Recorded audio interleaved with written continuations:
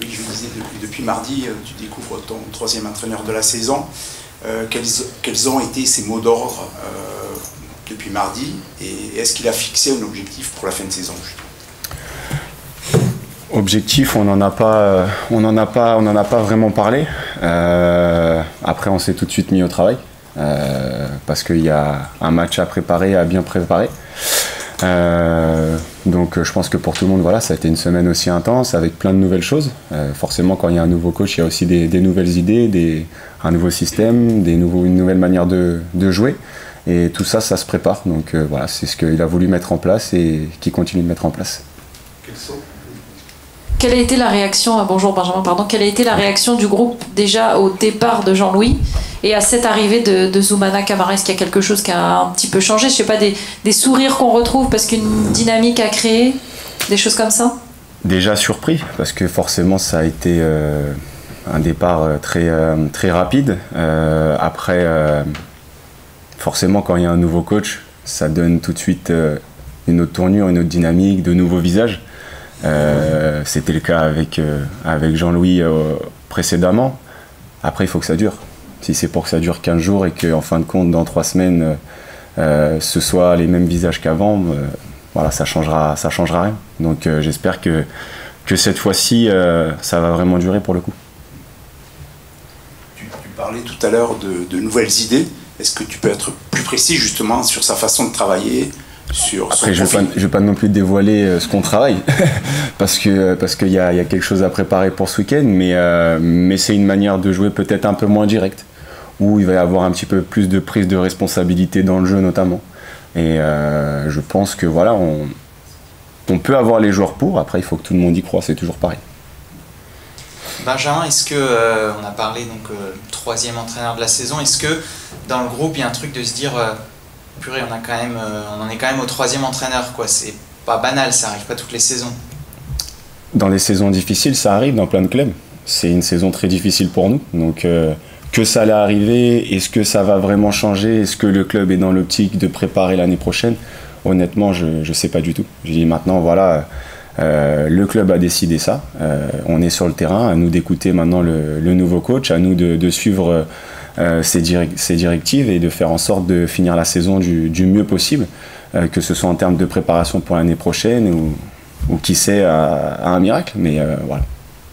Justement, vous avez 11 points de retard, il reste 6 matchs. Est-ce qu'on peut parler encore d'espoir de maintien? Est-ce que ça a du sens? Je l'ai dit le week-end dernier, donc je ne vais pas changer le discours. Peut-être qu'il reste moins d'1% de chance.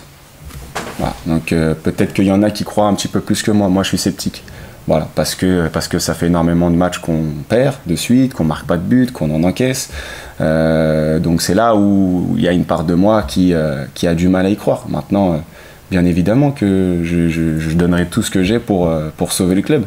Même si c'est à la dernière seconde, à la dernière minute, on est tous dans la même optique. Maintenant, c'est dur pour tout le monde forcément de vivre des saisons pareilles. Mais qui sait, peut-être que ce changement de coach va tout changer et on ne sait jamais, un scénario totalement fou où on fait 6 victoires, il y a de grandes chances de s'en sortir. Mais voilà, ça c'est dans les rêves les plus fous, je pense. Justement, je voulais vous demander, vous aviez acté un peu la Ligue 2 la semaine dernière, et si ça changeait un peu votre perception, moyennement j'ai l'impression, mais est-ce qu'au moins cette arrivée, elle peut faire dans les têtes, la vôtre et celle de vos collègues, c'est vous qui êtes devant nous aujourd'hui, mais que cette fin de saison, elle est un peu différente malgré tout. Il y a un truc à... Ça, je pourrais vous le dire dimanche soir. Quand sur le terrain, on verra les attitudes des uns, des autres, le match qu'on va rendre, si on prend des points ou non, si on arrive à être solide défensivement et pas encaisser de but, si on arrive à en marquer, je vous dirais peut-être qu'en fin de compte, le discours que j'avais la semaine dernière ou même aujourd'hui, vous savez quoi, on est peut-être capable de le faire. Pour l'instant, aujourd'hui, je suis en retrait, j'analyse et je me pose beaucoup de questions. Et est-ce que Zoumana Camara, l'ancien défenseur, forcément ça va lui tenir à cœur qui est ce premier clean sheet, est-ce qu'il a pris peut-être à part les défenseurs, leur a donné des conseils, lui, de ce qu'il avait vu? Moi, pour l'instant, j'ai rien vu de tel. Après, peut-être qu'il l'a fait lui individuellement sans que je m'en aperçoive. Après, c'est sûr que voilà, il y a comme je disais, de nouvelles responsabilités qui vont incomber à nos défenseurs, à nos milieux, à nos attaquants, qui vont peut-être faire en sorte qu'on défende un peu mieux collectivement, mais aussi individuellement.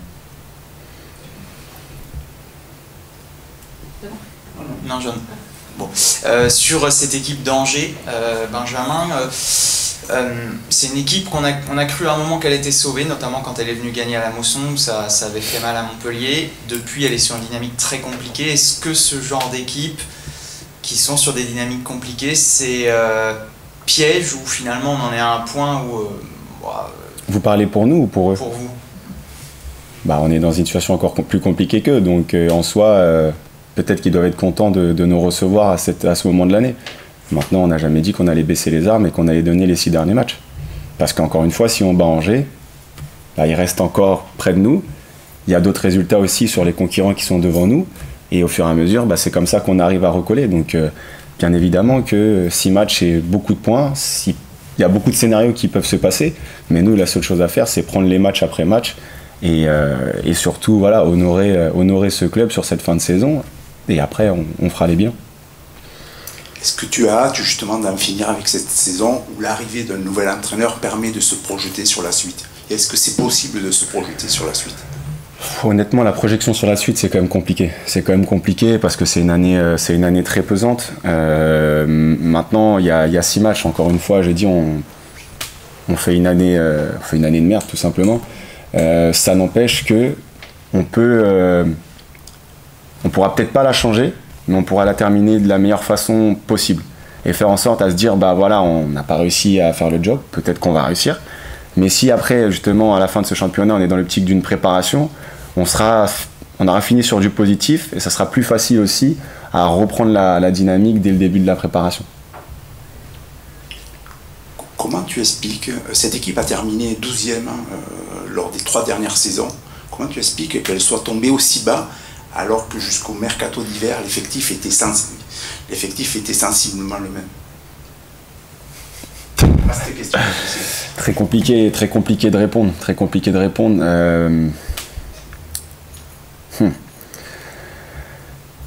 Peut-être un petit peu moins d'investissement de chacun, peut-être un peu moins de travail de tout le monde, peut-être un groupe un peu plus aussi fébrile, peut-être beaucoup de départs, très peu d'arrivées.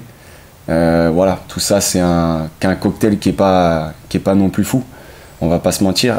Individuellement, on a un groupe de qualité qui devrait pas être dernier.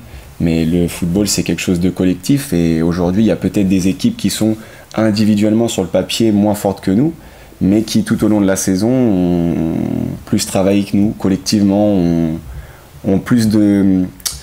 Comment je pourrais dire ça? Il y a un travail d'équipe qui est totalement différent. Je pense que sur les... je sais pas à quelle journée on doit être à la 28e, quelque chose comme ça. Je sais pas si j'ai aligné une seule fois la même défense.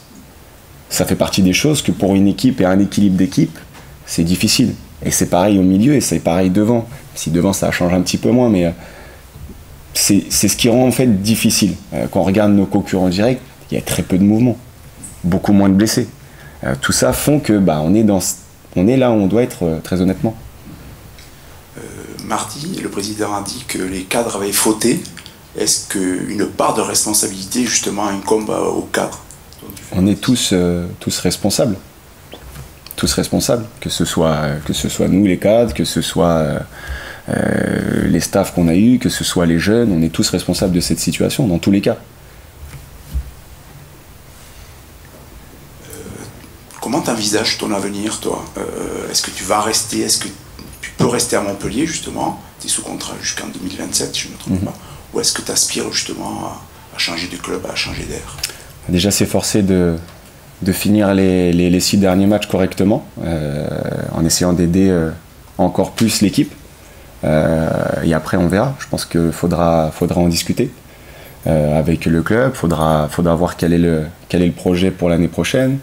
Les ambitions, il faudra voir un petit peu tout ça, que ce soit aussi avec le staff. Aujourd'hui, je veux finir cette saison le mieux possible, le plus rapidement possible aussi, parce que c'est très dur pour tout le monde, je pense. Et comme je l'ai dit, il reste peut-être 1% de chance pour un miracle. Donc pourquoi pas surprendre tout le monde?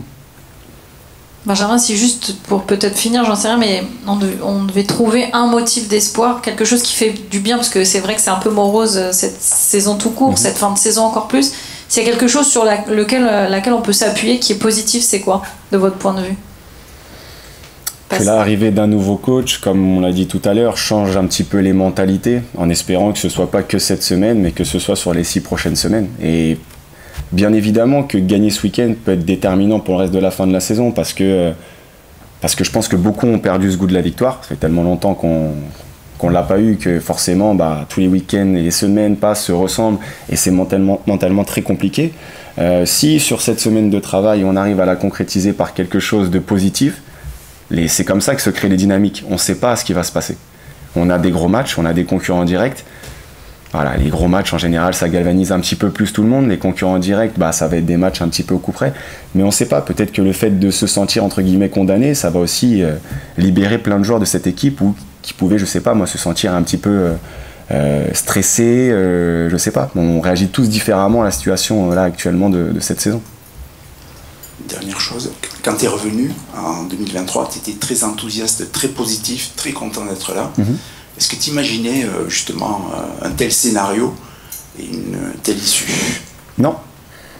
Et très honnêtement, si je suis revenu vraiment avec le cœur, si j'avais eu cette lecture-là de ces 2 ans et demi, je sais pas honnêtement si j'aurais pris cette décision-là, parce que autant que sur les 6 premiers mois on avait une équipe très forte, très honnêtement, et moi de ce que j'avais vu sur les matchs c'était juste des réglages et que ça allait le faire.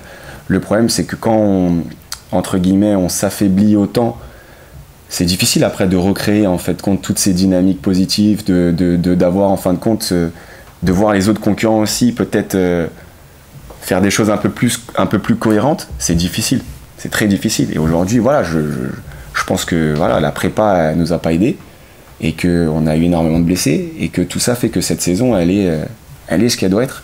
Mais c'est vrai que moi, quand je suis revenu, j'ai ambitionné à ce que Montpellier soit dans on va dire à minima 8-12. Voilà, parce que je pense qu'ici, il y a tout pour réussir. On a un centre d'entraînement qui est top. On a un stade où il y a quand même de l'ambiance, des gens qui viennent nous voir, qui nous supportent. On est dans une ville qui est quand même plus que sympa. Faut prendre conscience de tout ça. Tous les clubs en France n'ont pas... Ils ont d'autres avantages, d'autres qualités de vie sûrement, mais ici on a tout pour réussir. Maintenant, voilà, le problème c'est qu'on est tous concernés, que ce soit de nous, les joueurs, à là-haut, à faire quelque chose qui soit cohérent pour le club. Et après, je ne vais pas vous inventer, les problématiques financières, c'est des choses où personne ne peut le prévoir, ça. Et encore avec ce que j'entends, mais je lis pas grand-chose, c'est des journaux, mais l'histoire de Dazen, etc., ça peut faire encore plus mal au football français. Donc en fin de compte, tout ça, ça affaiblit des clubs comme Montpellier. Et forcément, Montpellier doit prendre des dispositions. Et je pense que s'il n'y avait pas eu toutes ces problématiques, on va dire, contre le club, peut-être qu'on n'aurait pas vendu ces 3 joueurs cet hiver. Et peut-être qu'on aurait réussi à tourner la situation dans quelque chose de possible. Donc en fin de compte, c'est un tout, c'est un point global. Est-ce que Montpellier a besoin d'aller en Ligue 2 pour recréer une dynamique et faire en sorte de remonter et faire en sorte que le club redevienne ce qu'il était avant? Peut-être. Est-ce que le club doit rester en Ligue 1 là actuellement pour? Je sais pas. Mais là, malheureusement, c'est pas moi qui peut y répondre.